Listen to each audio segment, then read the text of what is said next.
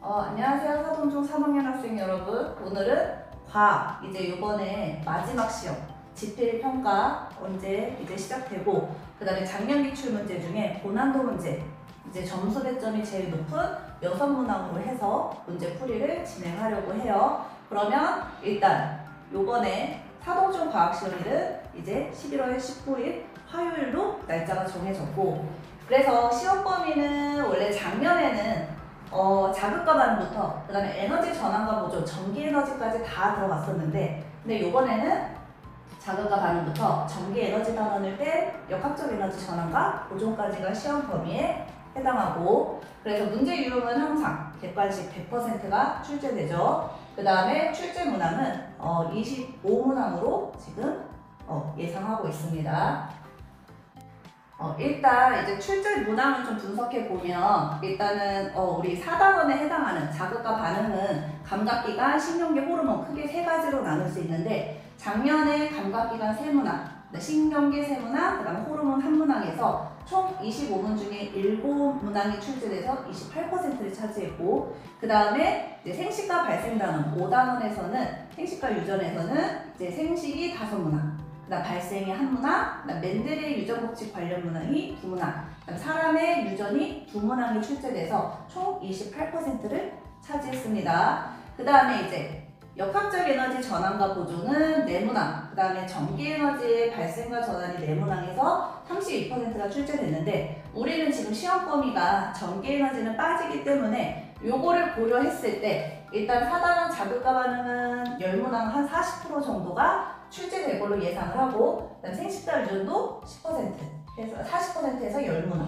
그 다음에 이제 역학적 에너지 전환 보존은 이제 절반이 빠졌기 때문에 20%에 해당하는 5문항 해서 총 25문항이 출제될 것으로 예상하고 있습니다. 그럼 얘들아, 이제는 실제 기출문제를 한번 풀어볼 건데, 그 전에 니네가 한번 멈춰놓고 풀어본 다음에 이제 쌤이 풀어주는 거를 보고 확인하는 시간을 가지면 좋을 것 같아.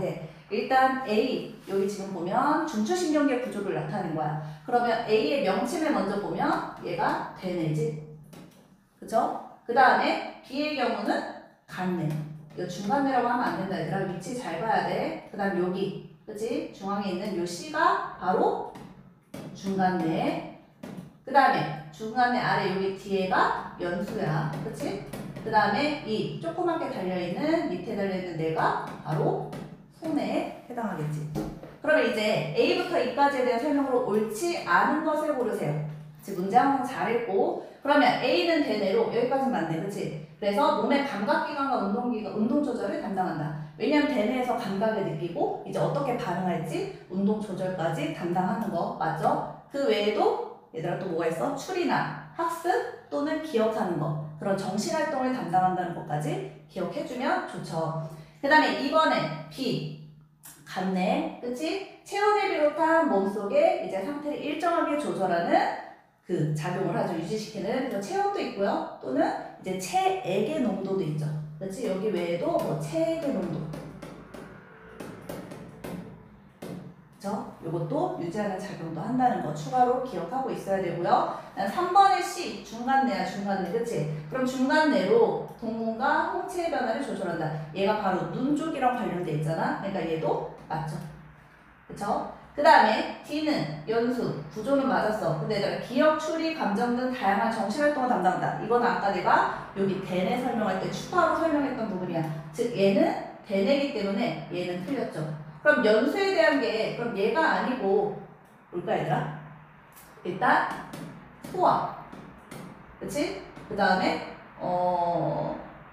눈물 분비하거나, 그치? 니네가 조절할 수 있는 거. 그 다음에 호흡, 이런 생명활동 관련된 것도 조절하고, 그 다음에 요런, 그치? 요런 것들에 반응하는 춤춘 거 추가적으로 기억해야 돼요. 그 다음에 이에 손해 볼게 얘들아. 손해는 근육 운동을 조절해서 몸의 균형을 유지한다. 맞죠? 그래서 틀린 거는 4번이 되겠지? 그 다음 문제 볼게 얘들아. 그러면 요거는 항상 내가 설명했을 때도 항상 중요하다고 시험에 매번 출제되는 중요한 부분이라고 했어. 그래서 당연히 과정이 뭘 의미하는지도 알아야 되고 이 과정의 순서까지 기억을 해야 돼. 지금 요 문항에서는 순서를 나열하라는 건 없지만 니네가 그것도 필히 기억을 해야 되겠지. 그러면 일단 가해 단계가 뭔지 먼저 확인하면 일단 뿌리 조각과 뿌리 조각을 놓고 에탄올 아세트산 혼합액에 얘를 담궈 놓죠. 그럼 얘가 일단 혼합 비율은 얘네가 3대 1이라는 것도 기억을 해놔야 될 거야. 그래서 이 단계의 이름은 얘들아 얘는 살아있는, 그치? 세포의 살아있는 상태를 그대로 고정시키는, 그치? 사진을 찍듯이 고정시키는 단계야. 그래서 이름이 명칭이 고정이라고 한다고 했어요. 고정한 다음에 얘들아 이제 묽은 염산에, 그치? 이 뿌리 조각을 담가서 한 5, 60도 정도 되는 물에 물중탕을 해서 이렇게 가열하는 이 단계, 이 단계 이름이 바로 해리가 되죠. 그래서 얘는 조직이 얘가 연하게해서 잘 분리될 수 있도록 연하게 만들어지는 작용이라고 기억하면 되지. 그 다음에 여기는 생략되는데 얘들아 여기는 원래 부가 문제가 있었어. 근데 얘는 아무튼 설명하면서 같이 할 거기 때문에 기본적인 것 때문에 빼고 이 문제만 지금 추가한 거예요. 그럼 얘는 지금 이 그림에 나오는 얘들아 얘는 여기는 아세트산 카미니 용액을 집어넣은 거죠. 그럼 얘의 역할이 뭐냐? 바로 이 단계는 얘들아 염색이지, 염색. 그쵸? 왜 염색하냐? 얘네가 세포 속에 있는 핵과 염색체가 잘 보이도록 붉은색으로 염색해주는 그 단계에 해당하는 거지. 그 다음에 라에 보면은 우리가 아까 해리에서 조직을 연하게 만들어서 분리되기 쉽게 만들었죠? 그럼 이 해붙임으로 이제 그 조직을 분리시키는 거지. 찢어내는 거고요. 그 다음에 고무 달리는 걸로 눌러서 톡톡톡 치면서 얇게 피는 거야. 그래서 여기를 분리 또는 분리 단계로 보면 되고요. 그다음 거름종이로 얘를 남은 용액을 흡수시키면서 얘를 결국에는 얇게 펴주는 역할도 같이 하는 거죠. 그래서 이 단계를 보고, 그치? 니네가 문제를 푸는 거야. 그러면 가에서 보면 얘들아 에탄올과 아세트산을 3대1로 섞어서 사용한다. 여기 내가 아까 설명했지. 그러니까 기억은 맞는 거고. 그 다음 나 보면은 나는 세포가 잘 분리되도록 조직을 연하게 만들어주는 헬이라고 설명했어. 그러니까 얘도 맞죠. 그 다음에 라와 마는 아까 분리라고 했죠. 그래서 세포가 분리되지 않도록 얘 명칭 자체가 단계 이름이 분리인데 그러니까 얘가 조직을 연하게 만드는 이유가 뭐야? 찢어서 잘 분리되기 쉽도록 하는 거기 때문에 분리되지가 않도록 이 말 자체가 말이 안 되죠. 그래서 얘는 틀렸죠. 그쵸? 그래서 그러면 맞는 게 기억 니은이니까 2번이죠. 그래서 추가로 얘들아 아까 전에 요거 단계 기억해야 된댔어. 순서. 그럼 순서만 한 번만 짚고 넘어갈게. 일단은 세포가 살아있는 세포 이제 그 단계로 딱 사진 찍듯이 고정하는 게 먼저. 그쵸? 그래서 고정이 먼저고요. 그 다음에 고정시켜 놓은 거를 조직을 연하게 하는 해리가 그 다음이죠. 그쵸? 그 다음에 염색이 요거죠. 아, 이게 어차피 내 순서대로 나와 있네. 그쵸? 그냥 이 순서대로 니네가 기억하면 되지. 얘는 친절하다 문제가 얘들아. 그치? 보통 문제에서는 얘를 이렇게 순서 안 주고 뒤죽박죽 주고서는 순서까지 니네를 찾게 할 거야. 근데 요거는 되게 친절한 문제. 그치? 그래서 정답은 2번으로 알고 넘어가면 돼. 보자 얘들아, 요거는 역학적 에너지 문제고 일단은 그러면 니네가 역학적 에너지가 뭔지 먼저 짚고 넘어가야 돼. 그럼 역학적 에너지는 니네가 1학기 때 배웠던 이 물체가 높은 곳에서 그 위치에서 갖는 에너지, 그게 위치 에너지. 그 다음에 운동 에너지, 운동하고 있는 물체가 가진 에너지, 운동 에너지를 더한 값이 바로 역학적 에너지라고 니네가 기억을 하고 있어야 돼. 그리고 당연히 공식도 이 두 개는 기억을 해야지. 그래서 위치 에너지는 9.8 곱하기 질량 곱하기 높이가 되고 그 다음에 운동 에너지는 2분의 1 곱하기 질량 곱하기 속력 제곱이 되겠지. 그러면 이제 봐봐 얘들아, 이 처음 지점에서는 물체가 정지하고 있대. 그 말은 처음 속력이 지금 0이야. 그럼 이 속력이 0이라는 거는 운동 에너지 값이 현재 0이라는 거지. 그럼 이 물체가 갖는 거는 위치 에너지밖에 없는 거야. 그러면 운동 에너지랑 더한 게 역학적 에너지인데 운동이 0이니까 이거 자체가 얘네가 역학적 에너지라고 생각하고 문제를 풀어야 되지. 그리고 역학적 에너지는 어느 곳에서나 일정하게 보존되기 때문에 여기서 구한 그 위치 에너지 값이 역학적 에너지면 여기도 그 값이랑 똑같은 값이다 라고 생각하고 풀어야 되는 거지. 그러면 기억을 같이 볼게. A 지점에서 구슬의 속력이 B 지점에서보다 빠르다. 그러면 각각의 운동 에너지를 비교하면 되는 거야. 그럼 운동 에너지를 보려면 봐봐 얘들아, 얘가 속력을 모르지만 지금 A에서 지금 A까지 오는데 얘가 12m가 내려왔어. 그럼 위치 에너지가 결국에는 감소했다는 거야. 근데 우리가 역학적 에너지는 어느 곳에서나 일정하다고 했기 때문에 얘가 감소했으면 당연히 운동 에너지가 그만큼 증가를 해야 된다는 거지. 즉 얘가 감소한 위치 에너지가 결국 얘 운동 에너지에 해당하는 거야. 그러면 감소한 위치 에너지 구하면 결국 9.8 곱하기 질량 곱하기 높이가 줄어든 게 12m니까 이게 감소한 위치 에너지. 즉 얘가 운동 에너지랑 똑같이 봐도 되는 거지. 이 지점에서. 그 다음에 B 지점도 마찬가지지. 얘가 처음 위치에서 결국에는 9m 위치로 왔을 때는 실제 줄어든 높이는 결국에는 6m이기 때문에 그 감소한 위치 에너지만큼 운동 에너지가 있다고 보면 되지. 그럼 B도 똑같이 구하면 9.8 곱하기 질량 곱하기 감소한 위치 에너지 6이 되지. 그러면 이건 B 지점에서의 운동 에너지로 내가 생각해주면 돼. 그러면 속력이 빠르다는 건 운동 에너지가 크면 되기 거기 때문에 봐봐 9.8하고 M은 똑같이 곱하는데 얘가 12고 6이니까 얘가 더 크지. 그래서 속력도 A가 더 빠르니까 기억은 맞는 거지. 그 다음에 이제 A 지점에서 니은 구슬의 운동 에너지. 구슬의 운동 에너지 아까 우리 구했지. 9.8 곱하기 M 곱하기 12. 일단 B 지점에서 위치 에너지. 우리가 이거 구한 거는 감소한 위치 에너지가 결국 운동 에너지니까 얘는 그냥 이 높이에서의 위치 에너지를 또 한 번 써주기만 하면 돼. 그러면 9.8 곱하기 질량 곱하기 9 이렇게 되는 거지. 그러면 위치 에너지 크기 봐봐 얘도 9.8 M 똑같아. 근데 여기는 12 얘는 9. 그러면 여기도 A가 더 크네. 그러면 우선 그 A의 운동 에너지가 B 위치 에너지보다 크다고 해야 되는데 같다 했으니까 틀리지. 그 다음에 디귿 볼게요. 디귿은 얘들아 처음 정지된 위치의 구슬의 역학적 에너지. 그러면 내가 여기서는 위치 에너지밖에 없으니까 그게 역학적 에너지라고 했어. 그럼 처음 구슬의 위치의 역학적 에너지는 다시 여기다 정리하면 9.8 곱하기 질량 곱하기 높이 15죠? 여기는 이렇게 쓸 수 있지. 그 다음 A 지점에서의 운동 에너지는 우리 아까 여기 썼잖아. 그럼 B를 구할 거니까 여기다 이렇게 B를 쓸게. 그러면 9.8 곱하기 질량 곱하기 12 이렇게 쓰고 그러면 똑같은 거 있으니까 그냥 날리면 쉽죠? 그럼 얘랑 얘를 B로 나타내면 간단하게 하면 5대 4가 되죠. 그래서 얘는 5대 4가 돼야 되기 때문에 얘는 틀렸지. 그래서 맞는 건 1번이 되겠죠?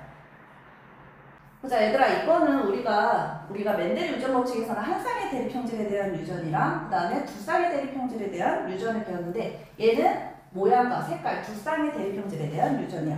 근데 잘 보니까 되게 친절하게 얘는 순종이죠. 둘 다 순종이야 얘들아. 그래서 우리가 주름지고 녹색인 순종과 둥글고 노란 순종 그치? 요런 경우에 교배했을 때는 이건 우리가 항상 B를 외우라고 했잖아. 그치? 그래서 얘는 B를 외워서 부르는 게 편하지.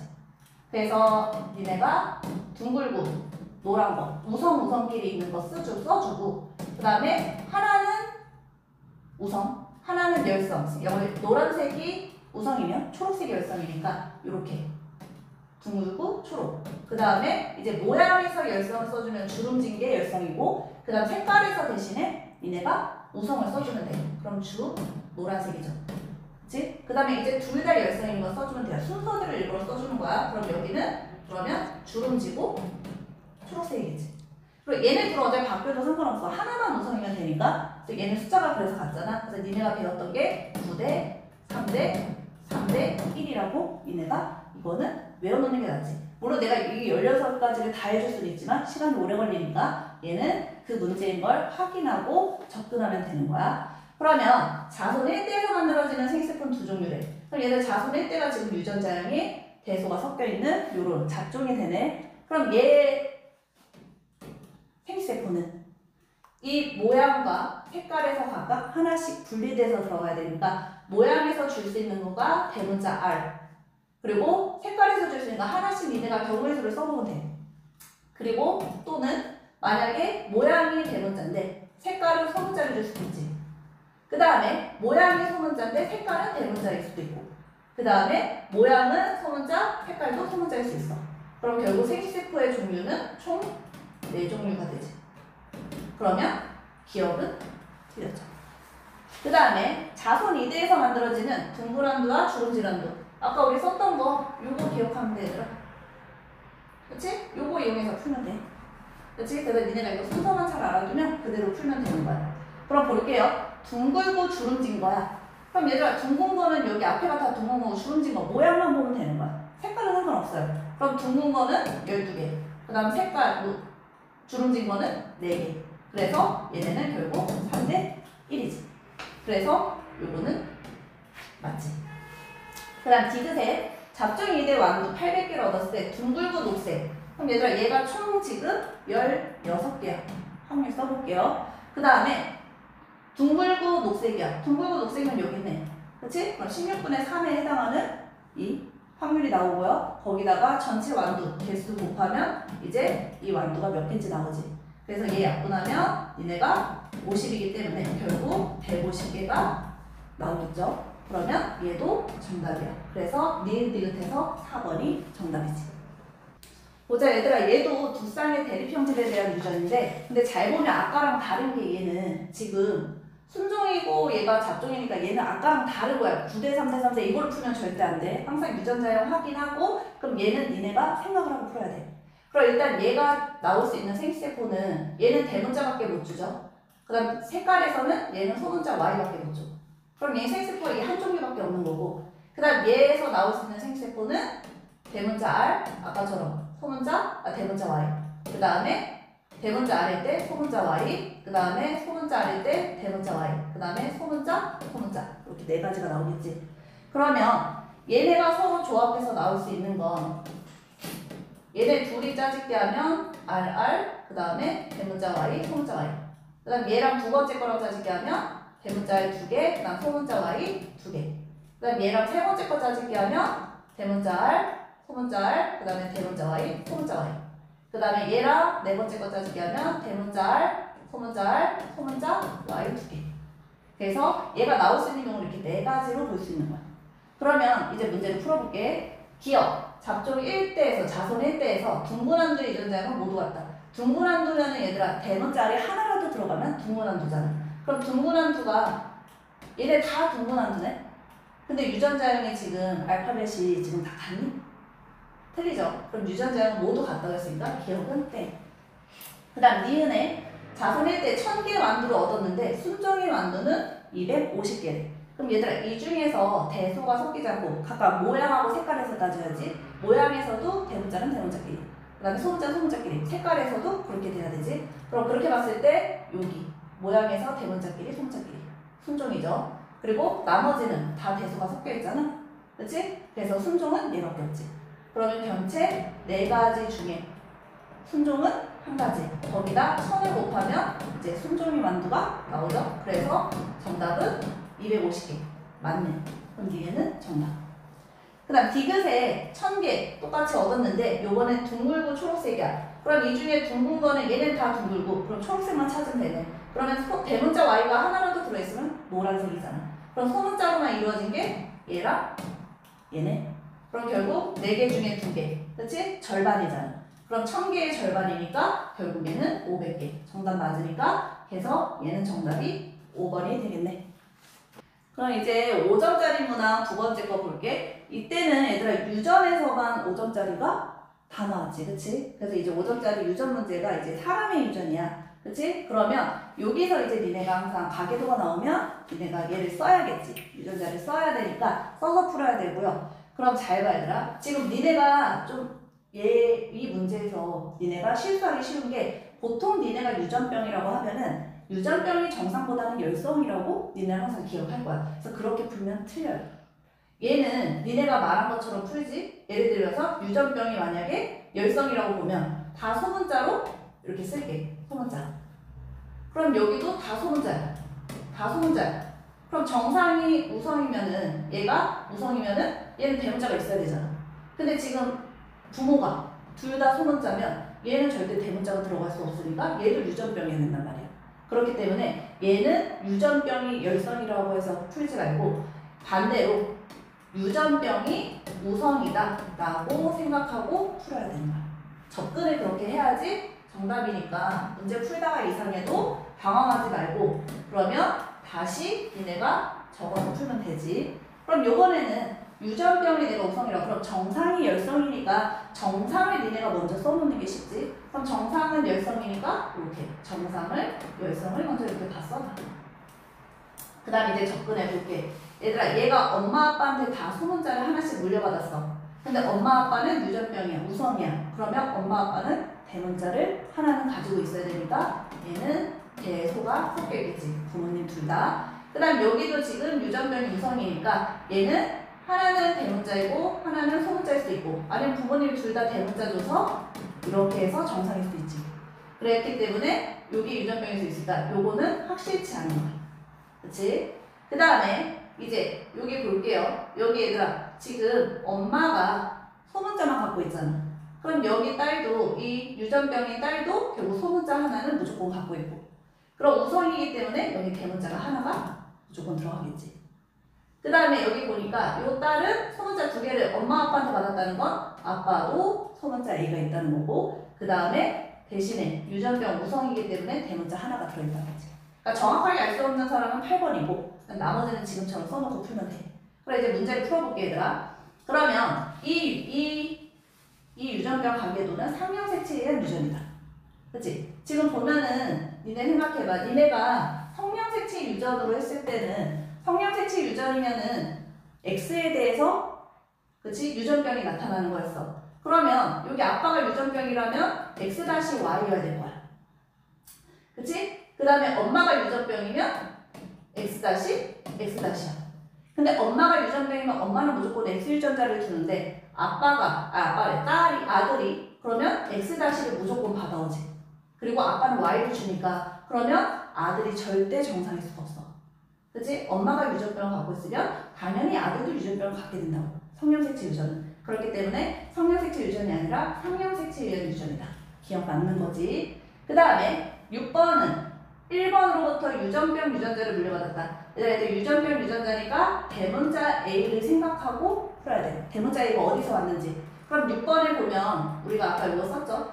근데 지금 엄마가 소문자밖에 못 줬으니까 이 대문자 A 유전병 유전자는 이거는 아빠 즉 1번한테 거지. 그러면은 얘는 맞네. 그치?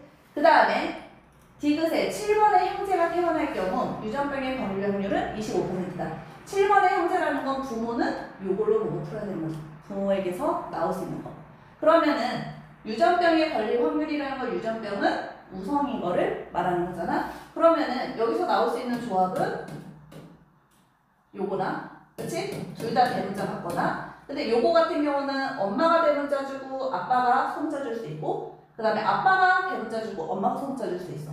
즉 이거는 두 개가 나올 수 있지. 얘는 하나고 그 다음에 엄마 아빠 둘 다 소문자 줘서 하나가 나올 수 있지. 그럼 총 4가지의 경우가 있는데 그 중에 유전병을 갖고 있으면 대문자 A가 들어가 있는 거 찾아야 4분의 3이네. 그치? 그러면 거기다 곱하기 100하니까 결국에는 75%가 나와야 되지. 그러니까 25%라고 쓰니까 틀렸어. 그러면은 기억 미분해서 3번이 정답이지.